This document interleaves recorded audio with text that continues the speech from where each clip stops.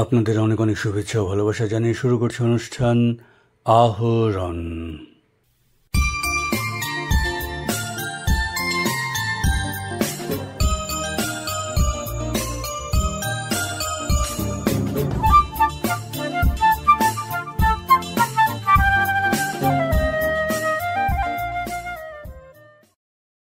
প্রধানমন্ত্রীর ৭৫তম জন্মদিনকে স্মরণীয় করে রাখতে ১৭ থেকে ২৫ সেপ্টেম্বর পর্যন্ত কাছাড় জেলায় পালিত হচ্ছে সেবা হি সমর্পণ সেবা সপ্তাহ। জেলা প্রশাসনের উদ্যোগে আয়োজিত এই সপ্তাহব্যাপী কর্মসূচির ব্যাপারে বিস্তারিত জানিয়েছেন কাছাড়ের জেলাশাসক মৃদুল যাদব। हमारे माननीय प्रधानमंत्री जी के 75th बर्थ एनिवर्सरी के उपलक्ष्य में असम सरकार द्वारा सेवा ही समर्पण सेवा सप्ताह का एक प्रोग्राम लिया गया है, जिसके तहत 17 सितंबर से स्टार्ट करते हुए 25 सितंबर तक प्रत्येक दिन एक एक्टिविटी ऑर्गेनाइज की जाएगी, जिसमें health, education, forest, revenue department, finance department का विभिन्न गतिविधियां करी जाएंगी।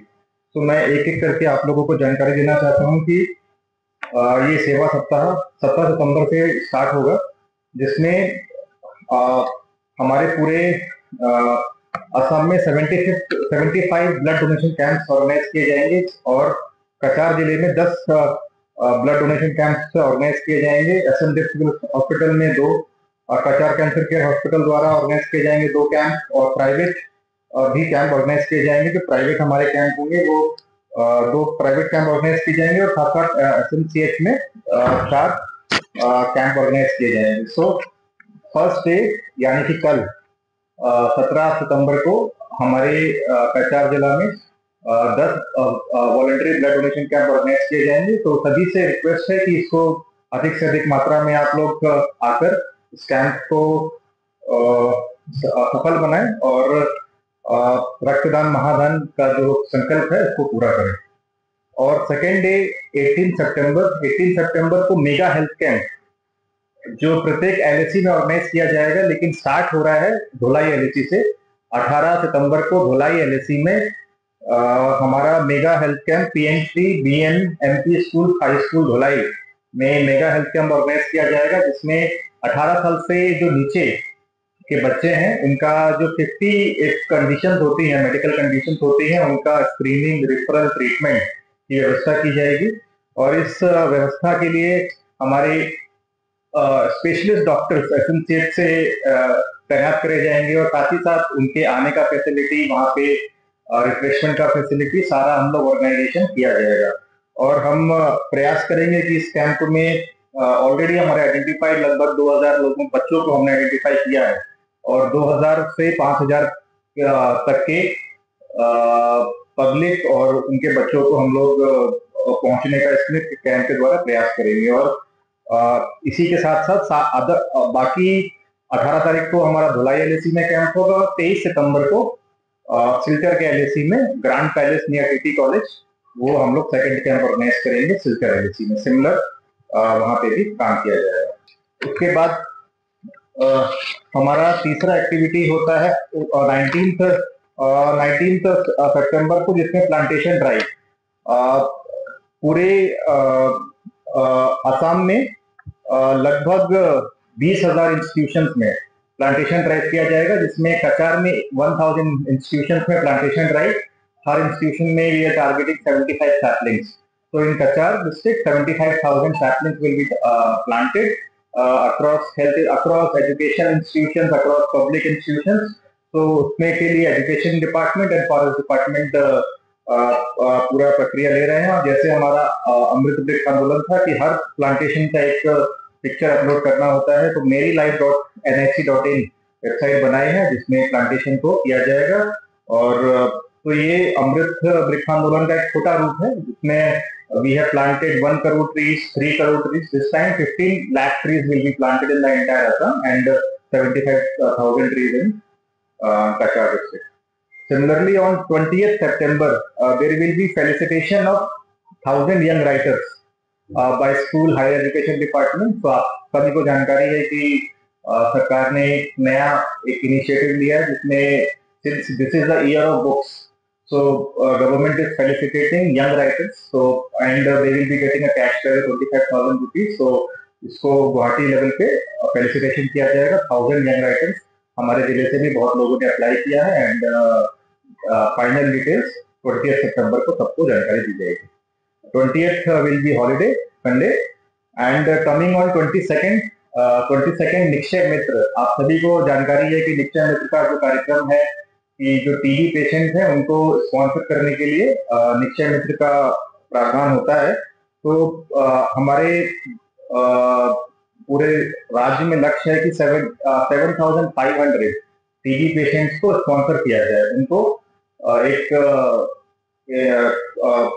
फूड पैकेट का सपोर्ट दिया जाए जो अगले 6 महीने तक का उनको सपोर्ट होगा। तो उसमें अंतर्गत कचार जिला में 700 टीबी पेशेंट्स को उस दिन फूड पैकेट का वितरण किया जाएगा। हर एलएसी में 100 फूड पैकेट्स एंड डिटेल जानकारी हर एलएसी में 1 या 2 लोकेशंस पे, हेल्थ इंस्टीट्यूशन लोकेशन पे इसका डिस्ट्रीब्यूशन किया जाएगा। मैं बताना चाहूंगा कि हम अपने जो डीएमएफटी फंड होता है, जो हमारा माइनिंग फंड होता है, उनसे स्पॉन्सर है और साथ ही साथ हमारे honourable MLAs, public representatives, PRI representatives have sponsored these TB patients. Coming on 23rd जो लैंड पट्टा डिस्ट्रीब्यूशन फॉर रिलीजियस एंटिटीज, जो स्कूल है, कॉलेजेस हैं या रिलीजियस इंस्टीट्यूशन है, उनका जमीन का जो पट्टा है उनको पूरा किया जाएगा। इसका अभी प्रक्रिया हम लोग ने लिया हुआ है। And coming on the final day of 25th September, and this is I think the biggest initiative and flagship scheme of government of Assam, Arunoday 3.0। आप सभी को जानकारी है कि अरुणोदय 1 जो लॉन्च किया गया था, 2020 में लॉन्च किया गया था, उसमें लगभग 16 lakh beneficiary all over Assam में थे। और सब जिले में, हमारे जिले की बात की जाए तो हमारे जिले में लगभग 1 लाख बेनिफिशियरीज थे। और Arunoday 2.0 and this is Arunoday 3.0 जो 16 लाख बेनिफिशियरीज थे, जब 850 रुपीज मिलता, 833 रुपीज मिलता था, अभी वो बढ़ के अरुणोदय 3.0 में लगभग 35 lakh beneficiaries and 1250 rupees per month.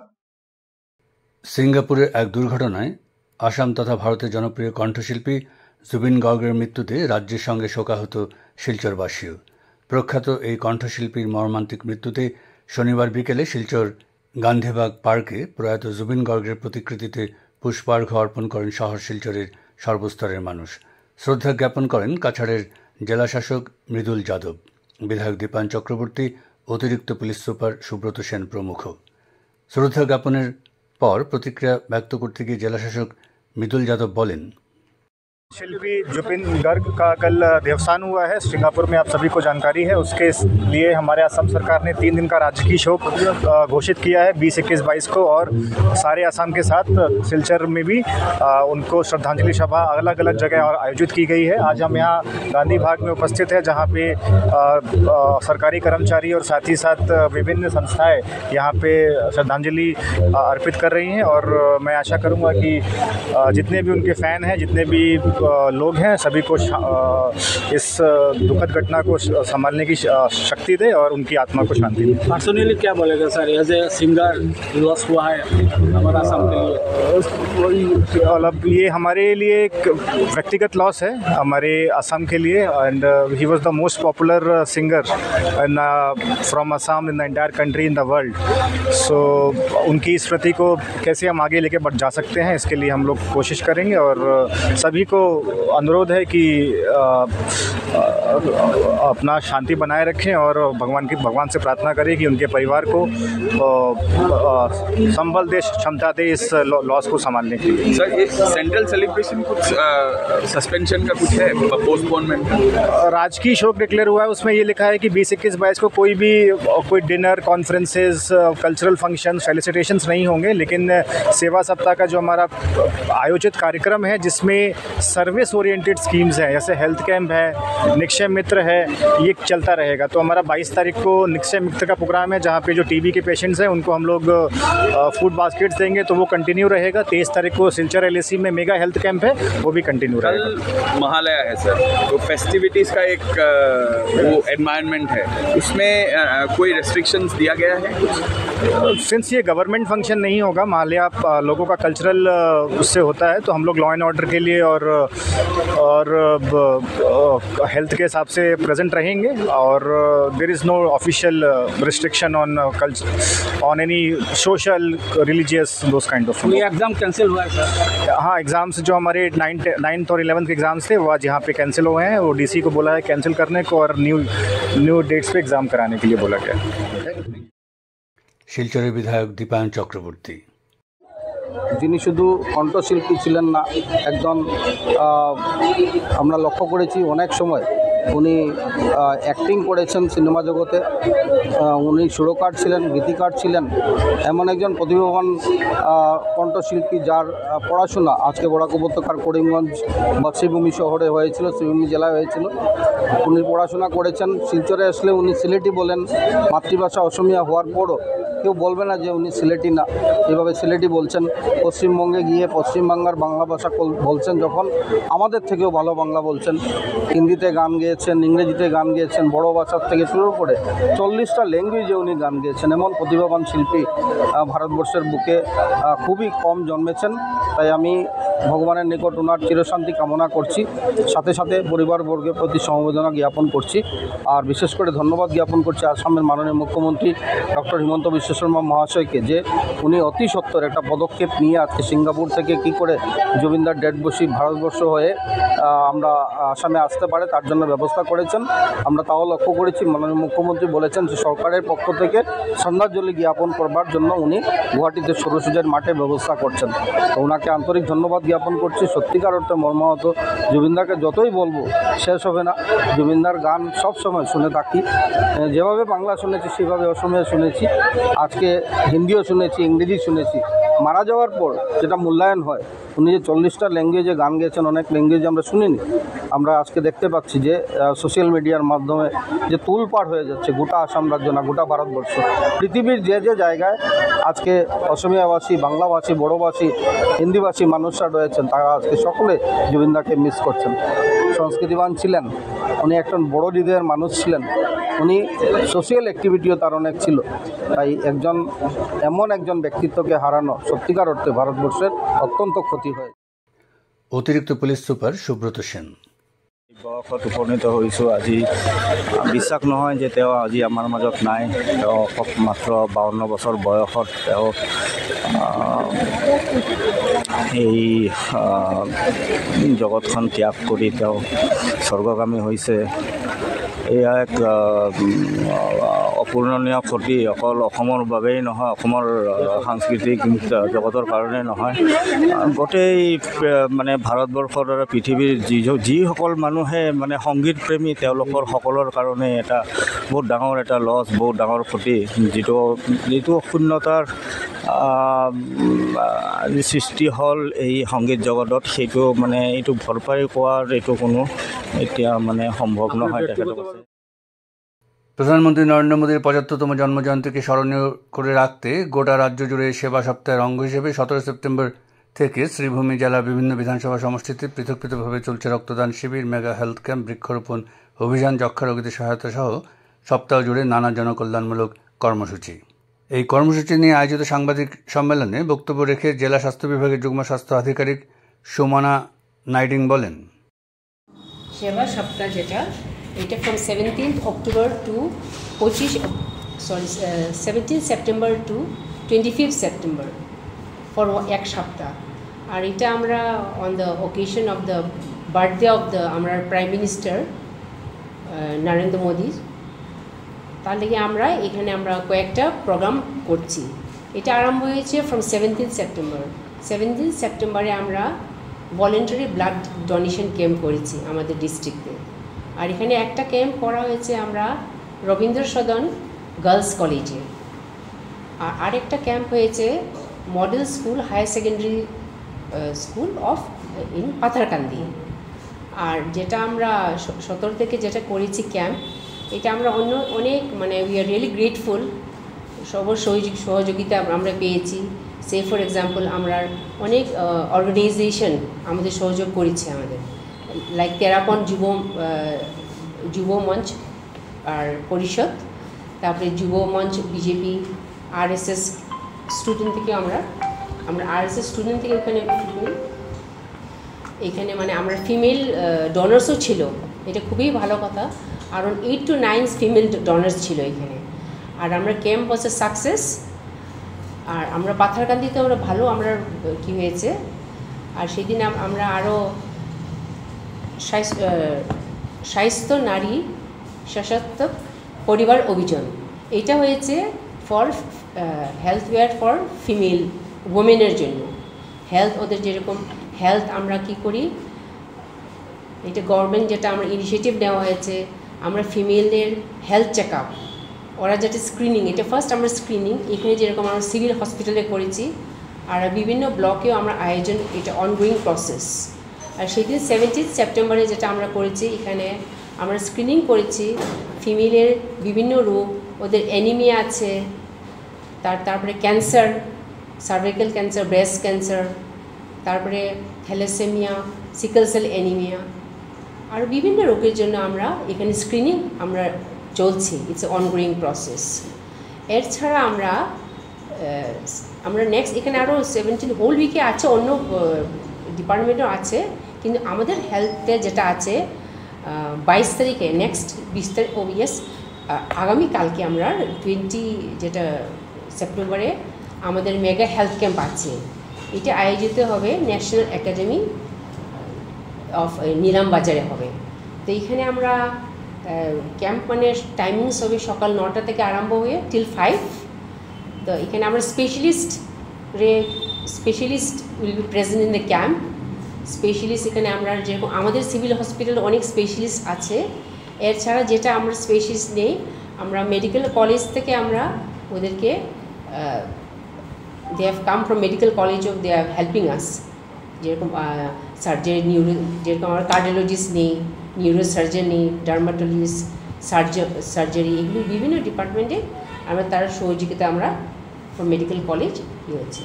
তাছাড়া এখানে আমরা জেনারেল ওপিডি হবে, এখানে আমরা জেনারেল ওপিডিতে আমরা এখানে স্ক্রিনিং চলবে বাচ্চারা, হ্যাঁ, বিভিন্ন 0 to 18 ইয়ার্স যারা।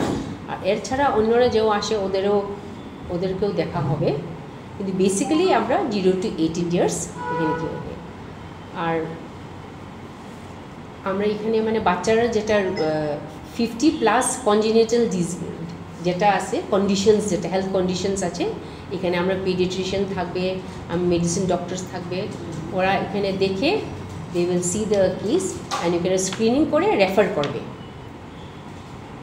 আর এখানে বিভিন্ন যেরকম আমরা এখানে আয়ুষ ওপিডিও থাকবে, এখানে এখানে yoga also will be there, yoga conduct করা হবে এখানে। আর সো এগুলি বিভিন্ন কি থাকবে আর কি। হ্যাঁ, তাছাড়া আমাদের নেক্সট হয়েছে 20 তারিখের পরে আমরা 22 তারিখে যেটা হবে, এটা নিক্ষয় মিত্র, এইটাও আমরা নিক্ষয় মিত্র আমরা ওইটাও 22 তারিখে আমরা করব। এখানে আমরা বিভিন্ন আমরা 3-4 জায়গায় কয়েকটা জায়গায় আমরা কি করেছি, নিক্ষয় মিত্র করার প্ল্যান করেছি। শ্রীভূমি জেলার রাষ্ট্রীয় স্বাস্থ্য মিশনের করিমগঞ্জ শাখার মিডিয়া বিশেষজ্ঞ সুমন চৌধুরী।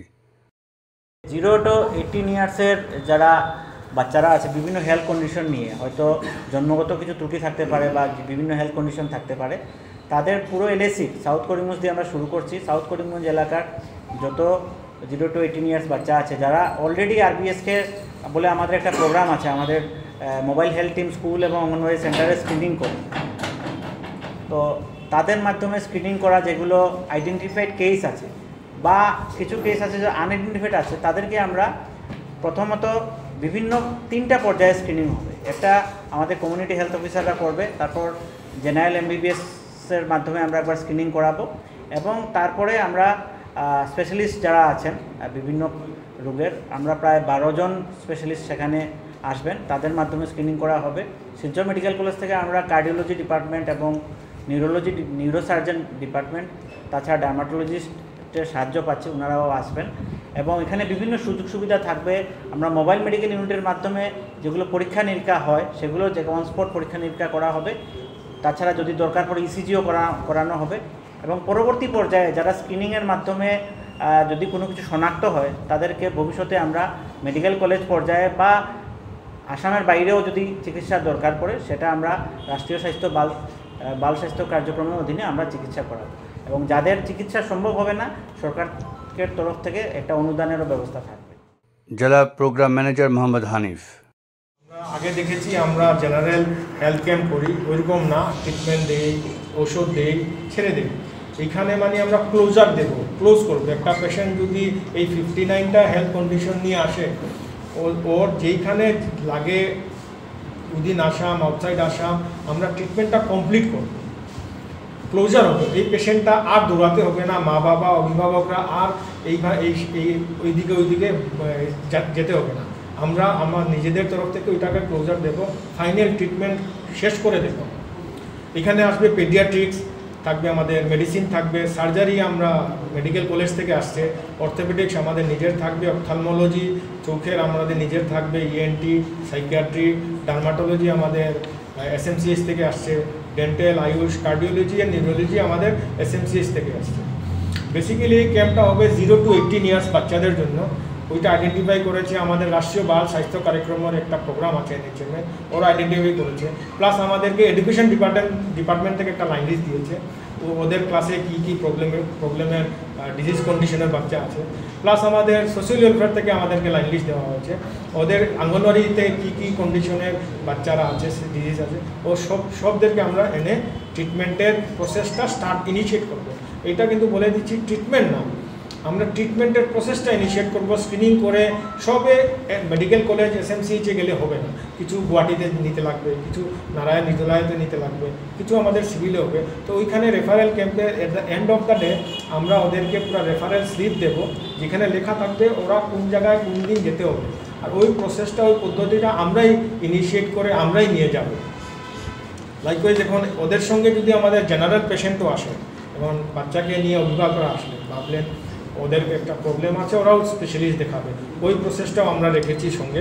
সঙ্গে রেখেছি আমরা ল্যাবরেটরি 5টা ল্যাব আর থাকবে, মোবাইল মেডিকেল ইউনিটের 5টা ল্যাব থাকবে, যেখানে ডায়াগনস্টিক ফেসিলিটিস থাকবে, haemoglobin, CBC, renal function test, lipid profile, urine albumin, visual acuity and eye test আমাদের অপটোমেট্রিস্ট থাকবে, ইসিজি ফেসিলিটি থাকবে, সঙ্গে ফার্মাসি থাকবে, যেখানে ফ্রি মেডিসিন দেওয়া হবে যাদেরকে এট দ্যাট মোমেন্ট ট্রিটমেন্টের জন্য মেডিসিন লাগে। রেফারেল ইউনিট আমি বলে দিচ্ছি, আমরা ওদেরকে গাইড করব, ওদেরকে সব ডিটেলস দিয়ে দেবো রেফারেলের কার্ড দিয়ে, আর ওইটা দিয়ে আমাদের ইমার্জেন্সি প্রিপারেন্স থাকবে, হেলথ ওয়েলনেস অ্যান্ড অ্যাওয়ারনেস অ্যাক্টিভিটিসও থাকবে, যেইভাবে আমাদের লাইফস্টাইল চেঞ্জ করতে লাগে, ডায়াবেটিস হলে কী হবে, হাইপার টেনশন হলে লাইফস্টাইলে কী চেঞ্জ হতে লাগবে, ওইটার জন্য আমাদের আলাদা একটা কাউন্টার থাকে, যেখানে ওদেরকে অ্যাওয়ারনেস আর ডিটেলস বোঝানো হবে। এইসব হচ্ছে আমাদের honourable chief minister of Assam and honourable health minister of আসামের উদ্যোগে সুশ্রূষা সেতুর আন্ডারে এইসব কার্যক্রম হাতে নেওয়া হয়েছে। ওইখানে আমরা আভা আইডিও বানিয়ে দেওয়া হবে, প্লাস আমাদের ডিসেবিলিটি সার্টিফিকেট যেটা ইউডিআইডি সার্টিফিকেশনের জন্য আমরা ওইখানে অ্যাওয়ারনেস করবো, কীভাবে করতে হয়, কীভাবে অ্যাপ্লাই করতে হয়, কোন জায়গায় আসলে বানানো হবে, ওইটাই আমরা বুঝিয়ে দেওয়া হবে। তো in a nutshell basically 0 to 18 ইয়ার্সের বাচ্চাদেরকে আমরা এখানে প্রায়োরিটি দিচ্ছি, ইম্পর্টেন্স দিচ্ছি। যারা এই 59টা ডিজিজ কন্ডিশন আছে ওদেরকে আমরা কমপ্লিট ট্রিটমেন্টটা শেষ করে দেব। যতটা ট্রিটমেন্ট লাগে, যেই পর্যায়ে লাগে, যেই লেভেলে লাগে, গভর্নমেন্ট অফ আসাম ওইটা উদ্যোগ নিয়েছে, ওদেরকে ট্রিটমেন্টের পুরো প্রসেসটা শেষ করে ওদেরকে একটা স্বাস্থ্য সুস্থ লাইফস্টাইল একটা দেওয়ার জন্য। আর যাদের ট্রিটমেন্ট হয় না, ওটা গভর্নমেন্ট অফ আসাম মিলে ওদেরকে ফাইন্যান্সিয়াল অ্যাসিস্ট্যান্স হবে। 17 সেপ্টেম্বর বুধবার ক্রীড়া সাংবাদিক তথা রক্তদান আন্দোলনের অন্যতম সংগঠক প্রয়াত সঞ্জীব চন্দ্রের মৃত্যু দিবস উপলক্ষে এসকে রায় সিভিল হাসপাতালে এক স্বেচ্ছায় রক্তদান শিবির অনুষ্ঠিত হয়। Barak valley volunteer blood donors ফোরামের হাইলাকান্দি শাখার উদ্যোগে আয়োজিত এই শিবির নিয়ে আকাশবাণীকে দেওয়া একান্ত সাক্ষাৎকারে ফোরামের জেলা সম্পাদক রঞ্জিত ঘোষ বলেন, আজকে হচ্ছে 17 সেপ্টেম্বর সঞ্জীব চন্দ্রের মৃত্যু দিবস। সঞ্জীব চন্দ্র ছিলেন সমস্ত বরাকের মধ্যে প্রথম রক্তদান শিবির হয়েছিল হাইলাকান্দি ব্লাড ডোনার্স ক্লাবে। তিনি ছিলেন ক্রীড়া সাংবাদিক, তাই তাকে সম্মান জানাবার জন্য আজ হাইলাকান্দি সিভিল হসপিটালের ব্লাড সেন্টারে এক রক্তদান শিবির অনুষ্ঠান করা হয়। এখানে অনেকে রক্তদান করেছেন, তো করে আমরা সকলের কাছে আবার বিনম্র আবেদন রাখছি অন্যান্যবারের মতো আমরা অনেকেই জানি যে আমার প্রত্যেকটা সুস্থ লোকের শরীরে 1 লিটার রক্ত অতিরিক্ত থাকে। তা থেকে 350 ml রক্ত দিয়ে 3 জন মুমূর্ষু রোগীর প্রাণ বাঁচানো যায়, যাতে আমার কোনো ক্ষতি হয় না। আর রক্ত দান করে অনেকে ভাবেন যে অনেক কিছু খেতে হবে, কিচ্ছু খেতে হয় না। রক্ত দান করে আমার 350 ml রক্ত বেরিয়ে গেল, আমি 500 ml জল পান করলেই যথেষ্ট। রক্তদান করে কিছু খেতে হয় না, শুধু নিয়মের মধ্যে আছে যে রক্ত দান করার পরে 1 ঘন্টা কেউ ড্রাইভিং করতে পারবেন না, কোনো সিঁড়ি চলাচল করতে পারবেন না এবং টিলা বাড়িতে উঠতে পারবেন না। সেইটুকুই বিধিনিষেধ, আর কোনো বিধিনিষেধ নেই। আর ব্যাপার হচ্ছে আমরা প্রতি মুহূর্তে কিন্তু আমাদের শরীরের রক্তটা নষ্ট হয়ে যাচ্ছে। প্রকৃতির নিয়মে প্রতি মুহূর্তে আমাদের পায়খানা পেচ্ছাপের মাধ্যমে মরা রক্তটা বেরিয়ে যাচ্ছে, যা আমার কাজে লাগলো না, অন্য কারো কাজে লাগলো না। যদি আমি প্রতি 3 মাস অন্তর অন্তর রক্তদান করি, তাহলে মুমূর্ষু রোগীর প্রাণ বাঁচানো থেকেও যিনি রক্তদাতা তার বেশি উপকার হয়। যদি নিয়মিত রক্তদান করে যান, তাহলে তার হাই প্রেশার হবে না, হাই প্রেশার না হলে হার্টের কোনো সমস্যা হবে না, হার্টের সমস্যা না হলে স্ট্রোক হবে না, উনি গায়ের চামড়াটা ভালো থাকবে। সর্বাবস্থায় রক্তদাতার বেশি উপকার। তাই আমরা, ভারত সরকারও চাইছেন, রাজ্য সরকারও চাইছেন, আমরা প্রত্যেকটা পরিবারের রক্তদাতা তৈরি করি এবং রক্তদাতা হিসাবে আমরা এগিয়ে আসার জন্য বিনম্র অনুরোধ রাখি। একটা জিনিস জেনে রাখা দরকার, বিশেষ করে দেখি আমরা মহিলাদের শরীরে হিমোগ্লোবিনের মাত্রা অনেক কম থাকে। কারণ হচ্ছে আমরা অনেকেই জিনিসটা ব্যবহার করি না। যেমন বর্ষায় একবার আর শীতের সময় একবার কৃমির ওষুধ খেতে হয়, ছোট কৃমি কিন্তু রক্ত খেয়ে ফেলে। তারপর আছে যে অনেক আর্থিক দুর্বল পরিবার আছে, তারা যেমন রক্ত হয় আমরা ভেবে নেই, যেমন কিশমিশ, আঙ্গুর, বেদানা, বিট, অনেকে এগুলা খেতে পারেন না। কিন্তু প্রকৃতির দান আমাদের হাতের কাছে আছে, যে কলা গাছের মধ্যেখানে যে টিউবলাইটের মতো যে সাদা অংশটা, সেটাকে আমরা বুগল বলি, সেইটা ছেঁচে 1 কাপ যদি রস প্রতিদিন খাওয়া যায়, যেগুলো ফলের নাম বললাম তার চেয়েও বেশি রক্ত হয়। তাই আমি সকলের কাছে বিনম্র অনুরোধ, বিশেষ করে আমার যুব সমাজ, আপনারা রক্তদান করতে এগিয়ে আসুন। যেখানে দেখবেন রক্তদান শিবির হচ্ছে সেখানে রক্তদান করতে থাকুন। দেখুন, আপনারা যদি রক্তদান না করেন, তাহলে বিশেষ ক্ষেত্রে যেমন থ্যালাসেমিয়া রোগী, ওদের শরীরে রক্ত তৈরি হয় না, ওরা অন্যের রক্তের উপর বেঁচে থাকে। হঠাৎ দুর্ঘটনা হয়ে গেল, তখন রক্তের প্রয়োজন। অন্তঃসত্ত্বা মায়েরা, তাদের জন্য রক্তের প্রয়োজন। আমরা যদি শিবিরে রক্তদান না করি, তাহলে রক্তগুলো আসবে কোত্থেকে? তাই সকলের কাছে বিনম্র আবেদন, আপনারা শিবির হোক বা না হোক, 3 মাস অন্তর অন্তর এসে আপনার পাশাপাশি যে ব্লাড সেন্টার আছে সেখানে এসে রক্তদান করুন।